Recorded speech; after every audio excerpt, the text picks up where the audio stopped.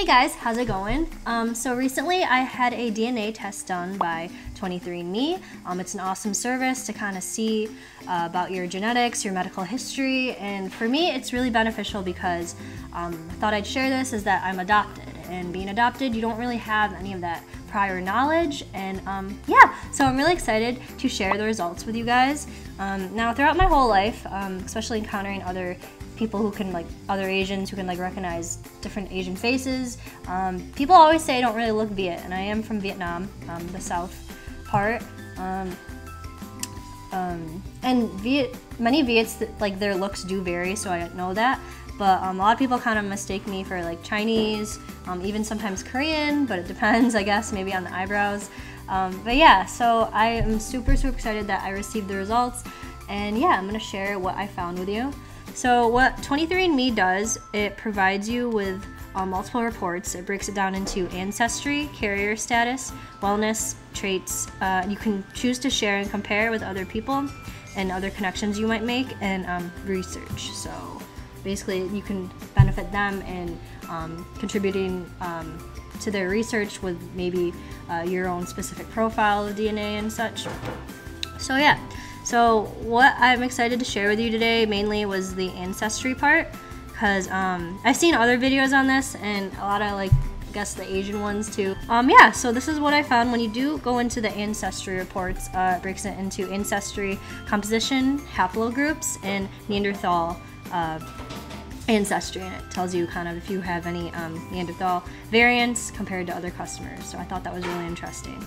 So going into the ancestry composition, basically it has like a little summary, and it says like your genome tells the unique story of your ancestry, where your ancestors live and contributed to your family tree, and how their DNA passed down through your parents. So that's really interesting. So as you can see, it has your profile, and it breaks it down into regions of where your DNA was, like, found, and, you know, where your ancestry is from. So obviously it says East Asian and Native American, so yes, Asia, that's what was kind of given. So it has East Asian 49%, and it breaks it under, which this is what really caught me off guard, is Chinese. Like, not that I wouldn't be Asian, but it's not even a smaller percent. I got 47.3 Chinese. And if it was, like, lower than that, or like maybe even like 20 or like 20 or 10, I probably wouldn't be, like, so chipper about this. But yeah, so that's really cool. And then obviously Southeast, which was the Viet, is 48%. So rounding about, it's almost pretty much half and half. And I also have 0.1% Yukot or Yakut, I'm guessing, and that's like around near Siberia and like the Russian kind of areas. I'm guessing. So, but that's, like, really interesting to me. And so then it says broadly East Asian and Native American 2.3%. Then it has 0.1% unassigned. So I'm just gonna assume that's like unicorn alien. Like, I don't know what that is, but it's just not. I'm not, like, you know, anything, I guess, in that. So yeah, so that's really cool. So basically I learned that I'm just gonna round it about off, like, basically to about 50-50, almost like half-half. So half Viet and half Chinese. So I thought that was really interesting to find out. And yeah, like I said, if it was a smaller percent, I probably wouldn't be, like, flipping out about this, or be like, if it was even like 0.1 or anything else, I wouldn't be like, oh my god, like, I'm mixed. But no, it's really cool. So we'll go into the other categories that it breaks into the reports, which I thought were really cool too. So, like, again, being adopted, you don't know maybe what runs in your family line. I don't even know maybe if I, like, am fertile. So these are just kind of questions I thought it'd be cool to know. So the haplogroups, I remember learning this, like, way back in, like, anthropology, and that was, like, a while ago. But these are really cool because they are determined either between your maternal or paternal line. Obviously not paternal because, you know, chromosomes, but through my maternal haplogroup. So what it says is a haplogroup is a family of maternal or paternal lineages that descend from a common ancestor. So the global distribution of haplogroups sheds light on origins of some of our ancient ancestors and on their migrations over the tens of thousands of years. So that is pretty cool to me.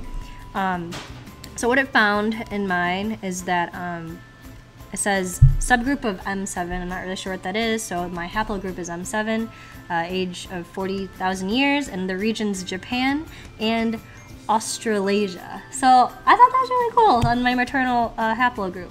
I wish I could find out the paternal side, but then again, you know, chromosomes and such. So I'm unable to really retrieve that information. But yeah, that's really cool that I found out on that part.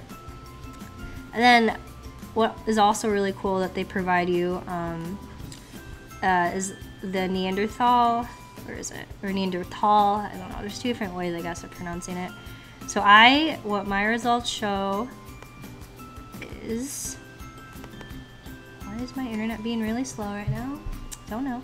So it says Shannon's Neanderthal variants are 228. This is less than 92% of the 23andMe customers. So the highest in 23andMe is 387. So, okay, I guess I don't have that many variants in that. Yeah. Okay. Now we're gonna go into carrier status. Now this is really important, I thought, because like I said, I don't have this prior knowledge. So as you can see, it gives you a list of a wide range of very serious and common maybe, and just many diseases and syndromes and all these things that anybody could have and would know maybe if they have their medical history and, like, you know, through their family. But yeah, there's a bunch of them. So if it's blue, it says variant not detected. So that means I'm in the clear. That's good. I don't have any of that. I know cystic fibrosis, I forgot the reasoning behind, but I remember learning that, like, the majority, like, white people only can get it. So there's, like, some, you know, obviously genetic reason behind it, and, like, you know, but that's kind of obvious. So yeah, so as I'm scrolling through, and as I'll maybe show, I don't have any variants for this, so that's really good. I don't have to worry about any of these. Like, there's 41 listed reports of what could have been detected, and nothing's detected. So that is good for me. Now we're gonna go into the trait reports. This is really cool. It kind of predicts, or it kind of, like, determines, like, I guess, your types of traits.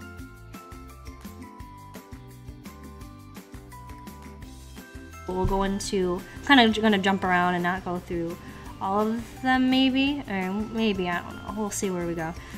So we got, I think, hair. I'm not gonna go into because it's kind of obvious. Like, many Asians, it's like your hair is either black or dark brown. I mean, it's really rare if you've ever seen a naturally blonde Asian. I don't think that's even a thing. Like, your Asian people are, like, they do have brown hair maybe, but, like, no, I've never seen that. So that's kind of, I looked into that, and it said my hair texture is wavy, though. It's not pinned straight, and I do have, like, a lot of curly, like, attributes too that for my hair. So, like, maybe if I have, like, kids, it won't be, like, curly, but it'll be, like, more wavier, I guess. So that's kind of what I got from it. So Shannon, you're likely to have darker skin. Like, yeah, I'm not, like, fully, obviously, like, East Asian or, like, Japan or Koreans, they have, like, the lighter skin, and, you know, so that Southeast life. So 58% of customers who are genetically similar to you have olive or dark brown skin. So my genetic likelihood for lighter skin is 42%.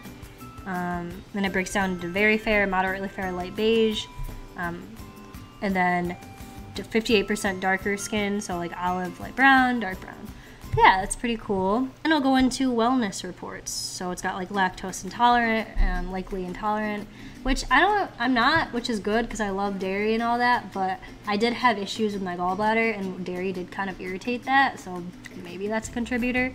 It has alcohol flush reaction, honestly, like, duh, it says likely to flush. That's, like, an Asian thing where, like, we're not able to break down that enzyme for alcohol, and it's so embarrassing. Every time I do go out drinking, it's like my face gets instantly red, and it's, like, literally fire. Like, oh, my face gets so hot. And people are like, oh my god, are you okay? It's like, yo, like, I can handle it. Like, they think I'm, like, instantly lit already, and it's just like, no, my face is just red, I swear. So I have to take, like, some anti-acids to try to, like, tone down the red, and so it's kind of more of a pink. And I don't mind the pink, I think it looks cute, the flush, but not when your whole face is like a tomato. It's not cute at all. So muscle composition says likely a sprinter. That's kind of funny because, like, during high school I did do sprinting, like running, like, for very briefly, but, like, I can never do long distance. Like, no way. So Shannon, your fast twitch muscle fibers are likely to have alpha actinin 3 protein. I don't really know what that means, but still cool. So it's like sprinter power and muscle type. So that's really interesting. So our muscles are made up of two main type of muscle fibers, fast twitch and slow twitch. Exercise performance may part be due to individual differences. Duh. So endurance athletes tend to have more, endurance athletes tend to have more slow twitch muscle, while sprinters tend to have more fast. Yeah, so I have like zero endurance when it came to like anything long distance. I'd like, ugh, I'd die. So that is what the muscle composition part, which I thought was really interesting. So that's pretty much all I really wanted to go over today with my reports. Yeah, being adopted again, like I said, you don't really have this information, and it's just nice to know, kind of just to make sure everything's okay. But yeah, I've been really lucky with my health so far. Knock on wood, is this even wood? But yeah, and I just thought it was really cool to know that I am like basically mixed. I'm half and half. I'm gonna round it to that, so it's really cool. So thanks so much for watching this video. If you want to see maybe a video on adoption, I don't know if I might make it or not, but if you do, maybe comment. It might intrigue me to pursue that. Yeah, so let me know what you think about this. Even let me know what you thought I looked like before, or what kind of Asian I looked like before. But yeah, so if you liked what you see here, give this video a thumbs up. Make sure to subscribe, and also follow me on my other social media. Thanks, guys.